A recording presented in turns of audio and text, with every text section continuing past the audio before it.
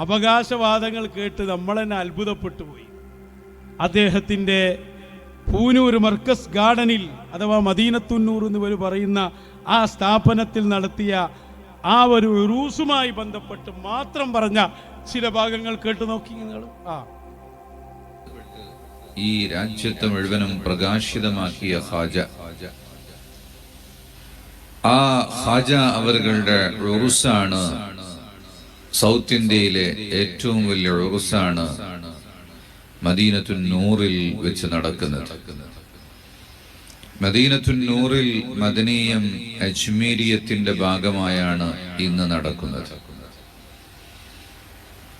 ഏറെ ദിവസങ്ങളായി നമ്മൾ ആരംഭിച്ചിട്ടുള്ള പരിപാടികൾ ഫാമിലി മീറ്റും മഹല്ല് ഷൗഖയും അങ്ങനെ ധാരാളം പരിപാടികൾ നടന്നിട്ടുണ്ട്.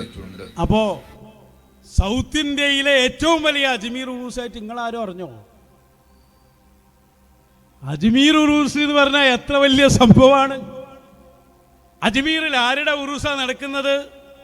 ഖാജ മുഈനുദ്ദീൻ ചിശ്തി അജ്മീരി ഖദ്ദസല്ലാഹു സിർറഹു. എന്തൊരു ഒക്കെ അങ്ങനെയാണല്ലോ.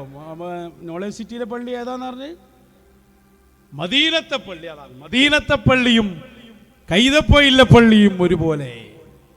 താരീഖ് ബഗ്ദാദിൽ മുഴുവൻ നോക്കിയിട്ട് എ.പി. അബൂബക്കർ മുസ്ലിയാരെ പോലുള്ള ഒരാളെയും കണ്ടെത്തിയില്ല. ഈ കമ്പനിയെ നമ്മൾ മനസ്സിലാക്കൽ കുടുങ്ങിപ്പോവും. എന്നിട്ട്